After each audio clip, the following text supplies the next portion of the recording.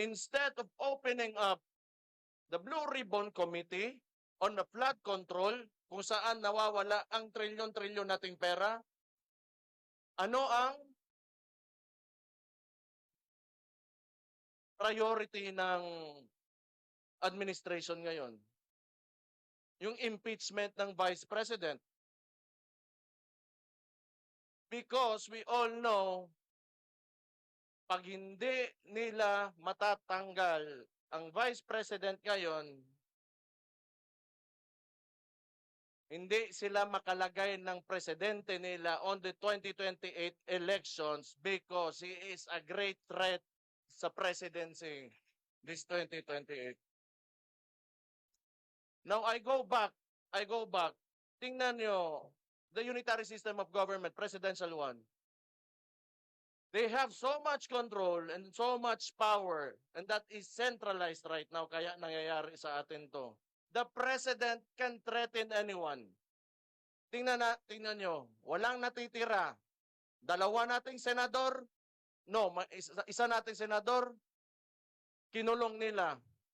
Our guest candidate during the midterm elections, Rodante Marcoleta, just because he wants to open the Blue Ribbon Committee on Flood Control, anong ginawa sa kanya?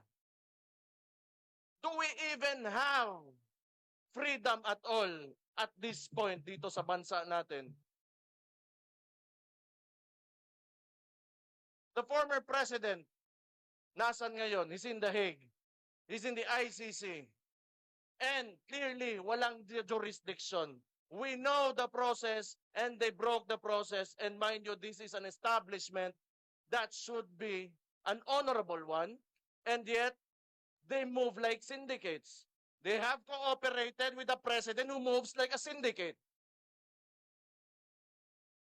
Papayag kayo na ganito na lang tayo? We have to do our duty and responsibility for our country. All of us members of this party will not have an ambition of his own, and our collective ambition is to lift this country up from all of this corruption, from all of this evilness that is happening to our country right now. This should stop right now in the 2028 elections.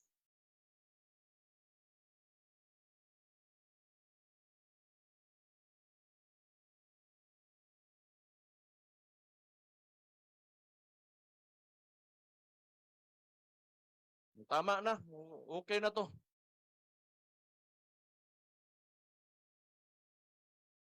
Yung mahalaga kasi, yung kinabukasan. I have children. You have children. You have grandchildren. What kind of future do you want for these kids? A worst one that we have now, or a better one?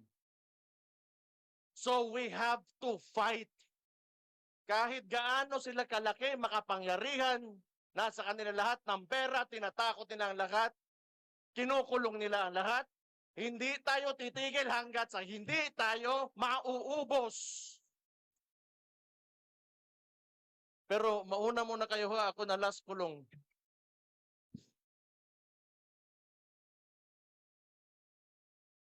Pero maluoy ta, maawa tayo sa kinabukasan ng mga bata. Yan talaga ang... And yung pera, sinasayang. Sinasayang, it is estimated that we have lost up to 1 trillion in corruption already. And look at our environment. Look at the people. People are still suffering. People are still hungry and very dissatisfied with this government. The survey showed, ang presidente natin ngayon got a survey, an approval rating, which is a disapproval rating, -27. Di na natin kailangan pag-usapan pa. The people are already, ang tawag ni? The people already know. The people already know.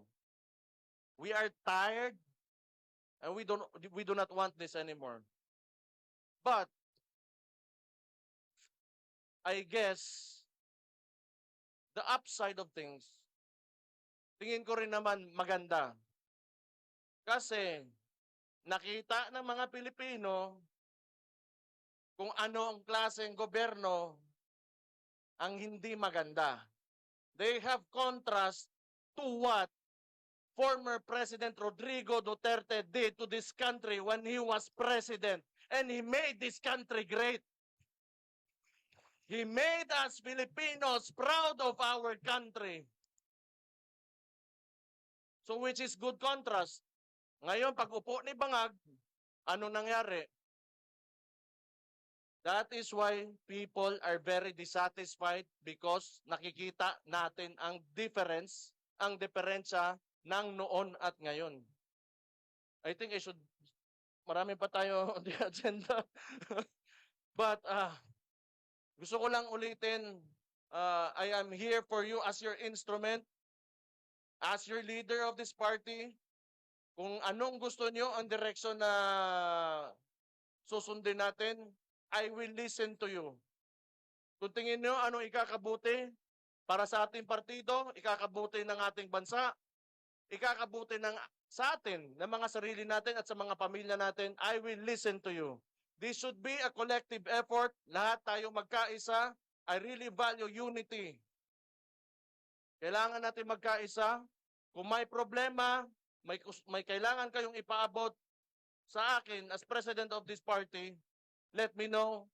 Then my ears are open and they're ready and I am very willing to listen to you. All the members, galing sa pinakababa hanggang sa akin sa pinakataas. Thank you so much for your trust again and confidence in me. Maraming salamat. Mabuhay kayo. And soon, kita-kita tayo. Wag lang kayo talagang tumigil. Keep on pushing. We are getting there and we are winning. Congratulations. Og maayong hapon. Magandang hapon sa inyong lahat.